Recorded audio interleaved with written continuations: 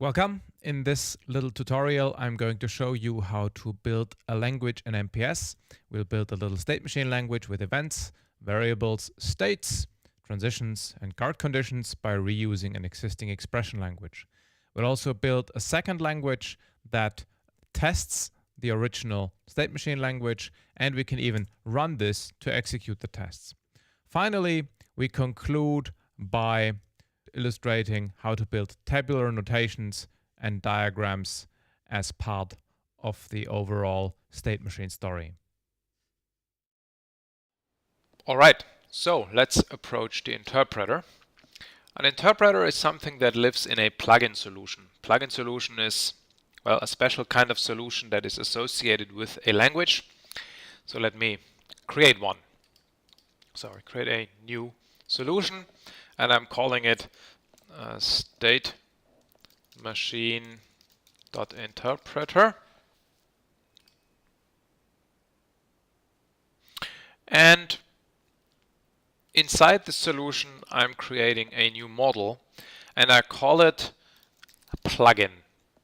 It should be called this way because if I remember correctly, the name is significant in this case. Might be wrong. Right. Second, you have to go to the properties of that solution, go to Java and select solution kind other. It's not very intuitive. I don't know what this means, but that's what you do to make these solutions loadable as part of the MPS instance and not just, a normal solution just contains code. It doesn't impact the actually running MPS. A plugin solution is one which the stuff inside it is kind of interpreted, dynamically loaded, and run by MPS itself. And in order to make a solution, a plugin solution, the model has to be called plugin and the kind has to be other. All right.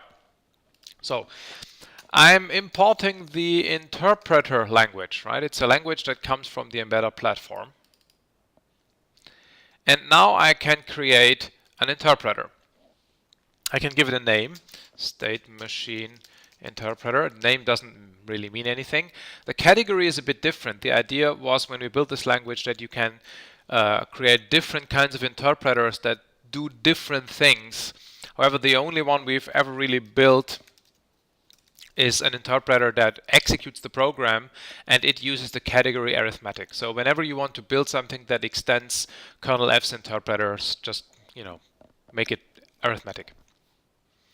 So the related interpreters, they specify whether this interpreter runs before or after other interpreters.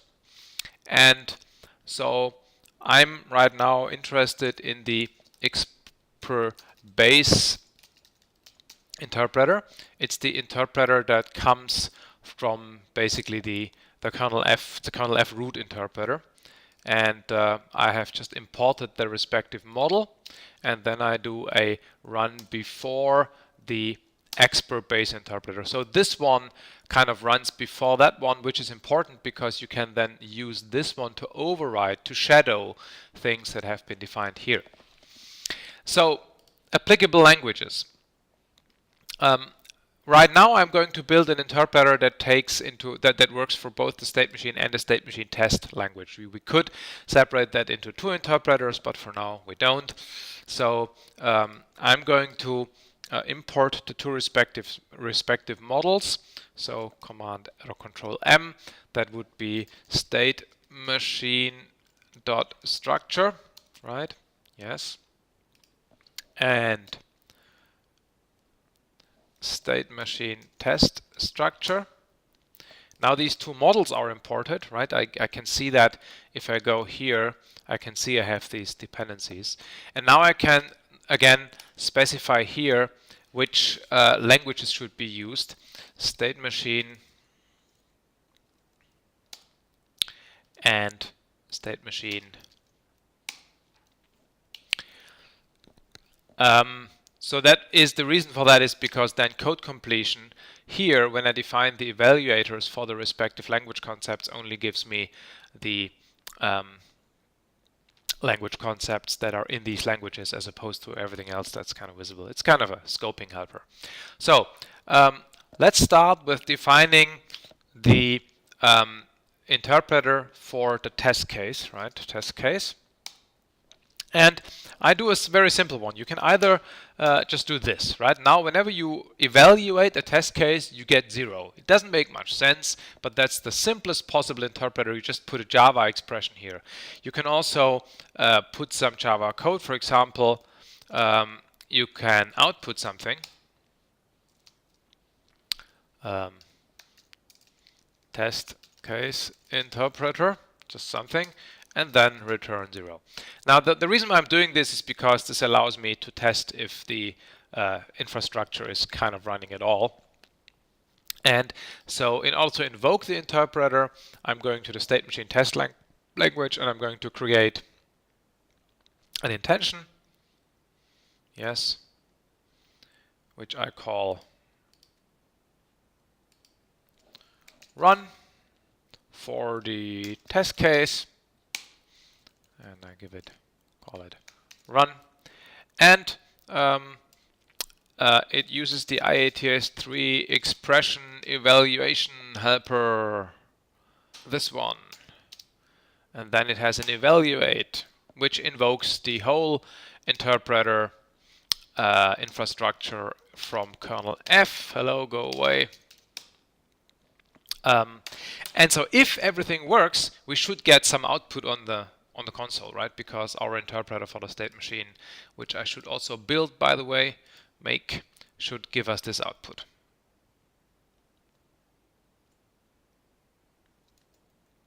So this is the console of MPS. I go to my example model, right? Cleaning the console, and do this run, and indeed I get the output. So the infrastructure for this interpreter is set up now. That's good. So in order to actually implement something useful, what should the test case do? Well, basically, it has to trigger the state machine, right? It has to go through the contents of the test case, see if it's an assert or an assert or trigger, and then run those. So basically, what I can do is I can simply say, for each content in the contents, and I want to invoke the interpreter kind of recursively for this content, and the various hash thingies do that. So hash C simply calls the interpreter. It returns a value, which is why we have to store that in a variable, right? So I don't know, object ignore equals this. And for now, we don't return anything. So the point is that right now we just kind of run the interpreter for the, if you will, statements inside the test case. Now, this means we obviously have to do the trigger thing here, right? And we have to do the assert state, right? So now the question is, how do we represent the executing running program? Right now, we only have the program's description. We have no way of representing the current state, for example. Remember, in the Java generator case, we generated a Java class that had a variable current state that would track how the state machine evolves. And so we need something similar here. And so what we're going to do is we're going to create a new class, and I'll put that next to the interpreter here. So I'm including base language, right? So I can actually write Java code here. And I'm going to put a new class, which is the state machine value. That's the runtime Java object that represents the execution of the state machine. I give it a constructor, which then obviously takes the machine that it's working with, right? Machine. And I'm going to create a field for that parameter. So that means when I run a test case, the first thing I do is I'm going to create a state machine value. And what is it I pipe in there? Well, the machine I'm testing. Remember, the test case points to the state machine it's testing. So that's fine. Now I need to make this available kind of globally, because in the trigger I need to figure out what the current state machine is I'm running. And of course I could put that into some kind of singleton, but there might be multiple state machines working in, parallel, and so it's much better to store this in the context or the environment. The environment is basically a big hash map where I can store information that I want to make available to the generator, right? And I need some kind of key. Well, I'm just gonna give it a key, and so that is public static final node. Key is a new node of type base concept. Just take an anonymous node object, because in fact the environment for some reason wants nodes as their key, which is I think a bug that should be changed. Anyway, so now I've created this runtime value. I have stored it here, and now in the trigger, let me just for now just do nothing. But for the assert, I can now basically find this, grab this state machine value, would be M or SM or whatever, and it's a state machine value. Oops, sorry, a state machine value, and I do a corresponding downcast, and now in the assert I can ask, is the state machine in this state? But of course it right now isn't in a state yet. So let's do that. Let's create a private field, right, for the current state. It's a field. So what's the type? What do I use to represent the state in which the state machine currently is? Well, remember in the generated code we used an integer because we represented states as integers. But of course here we are running in the same, if you will, virtual machine as where the model itself exists. So we can take the actual node that represents that particular state in our model as the type, right? And so what do we initialize it with? Well, we can probably only do this here. When we construct this thing, we can basically say that the current state is from the machine that comes in. Remember, we can ask its contents,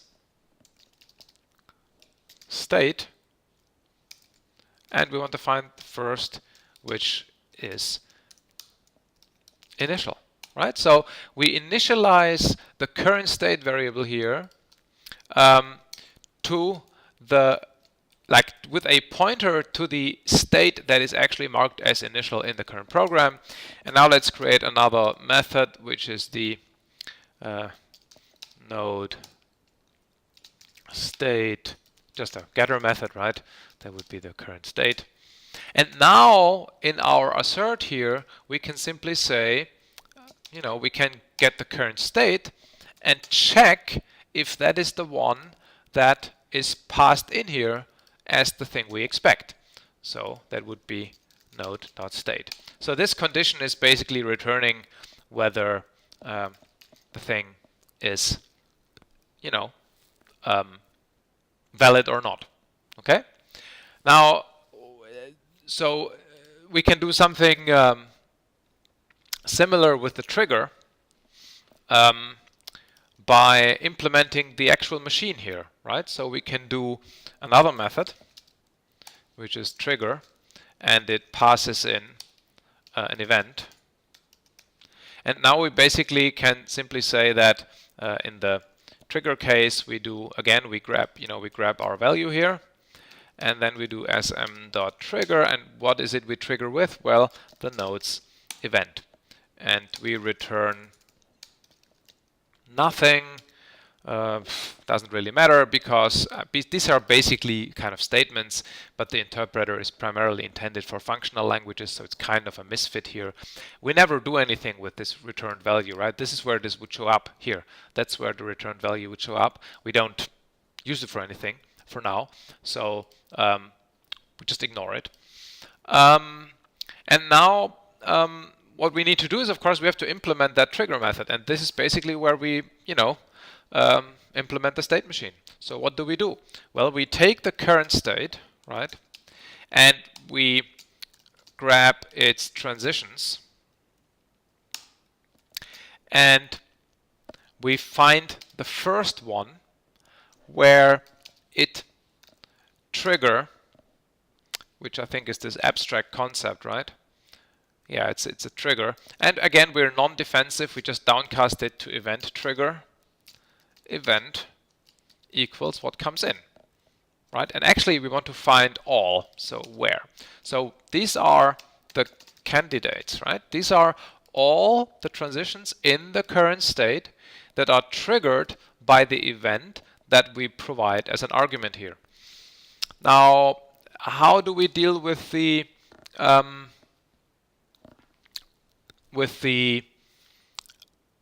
guard condition? Now, the guard condition is a Boolean expression, so we have to kind of re-invoke the interpreter, which, if we do it in this method, is a little bit problematic because we would have to pass in the interpreter. We can do that, of course, but it might be more convenient, actually, to not do this in a method, but to just do that right here. Because there we can just use the hash thing to recursively invoke the interpreter, and that would be sm.current, right? So same story, we have the candidates here, and now we iterate over the candidates for each cn candidates. So if there is no guard, right, then we can just continue, right? So we run transition here. So we just, if the guard is null, then we just break. So we stop the loop. Sorry, this should go here. We stop the loop and we continue running the transition. Otherwise, if there is a guard condition, we have to evaluate its expression, right? So we can grab the guard condition. It has the actual condition, right? And we can just run the interpreter for that. And this is crucial here, because this doesn't just invoke this particular interpreter. This invokes the whole IATS3 kernel F interpreter landscape. You remember? We specified the relationship here. And so that's why the whole universe of interpreters defined for kernel F is available here.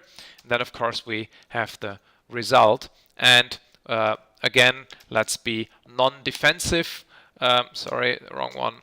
Let's be non-defensive and just assume we get a Boolean, right? So we assume we don't have type errors, and then basically guard OK. And then if the guard is OK, we also break, right? If the guard is not OK, then we go through the next loop. Yeah, anyway, if we don't find anything, then we don't run the transition. I think now I kind of organized this here. So if the guard is null, right, we run the transition and return. If the guard is OK, we run the transition and return. And otherwise, we just don't do anything. So what do we do to run the transition? Well, in this particular language, sorry, it is very easy.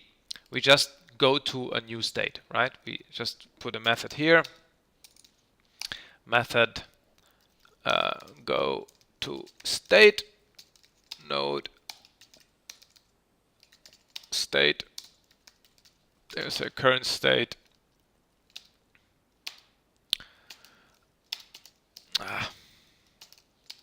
Current state equals the new current state, right? And so then it's just sm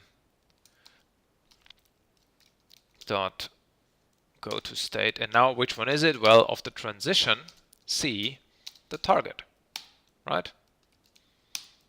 And Same thing here. So that's basically it. There's one more thing missing. Remember that in this thing here we can kind of jump, we can refer to the variable here. And so there, of course, the problem is that this expression doesn't have an interpreter yet, so that's the var ref. So we need to implement that, the var ref here. And for now, it's very simple, because actually, you notice this variable cannot be changed. We have no way of changing it. We just always refer to this constant.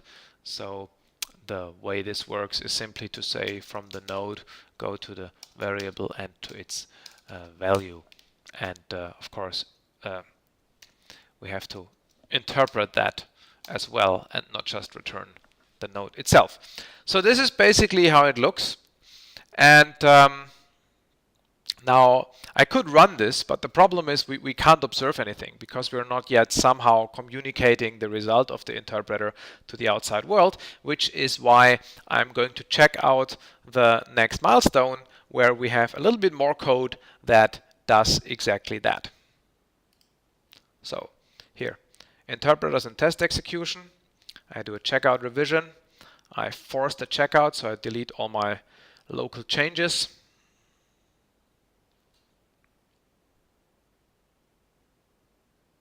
Okay, I just briefly compile everything.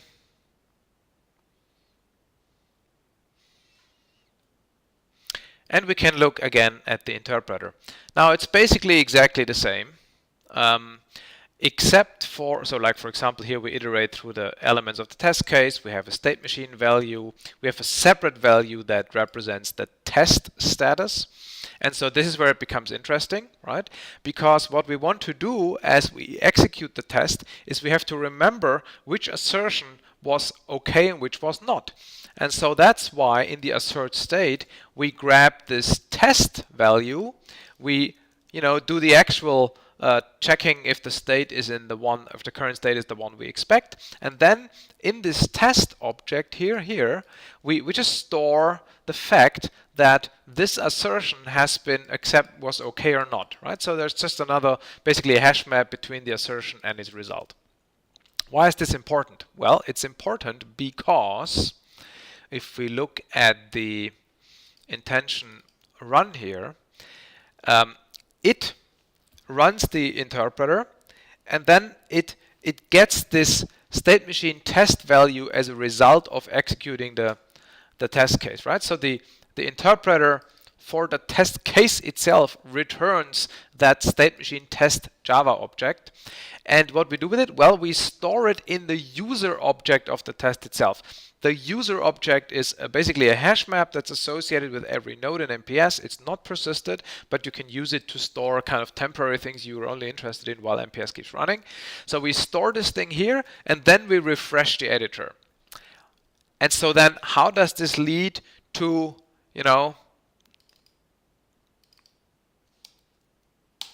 the green and red? Well, very simply, we have changed the editor of the assert to use a background color, and that color is computed by that function. What does this function do? Well, it goes to the user object of the test case, right? From the assertion, we go up the tree until we find the test case, grab the user object with the same key as where the intention has put it, right? Hash map key. And, sorry, I lost my way. And then we basically look if the value is true or not and return green or red, right? So basically the way this works now is when you use the intention, we call the evaluate method. This jumps into the interpreter, runs the state machine in the way we had explained while we built the code. It keeps track of the status of each assertion by storing the results in this test object. It's transported using the environment, just like the state machine value itself.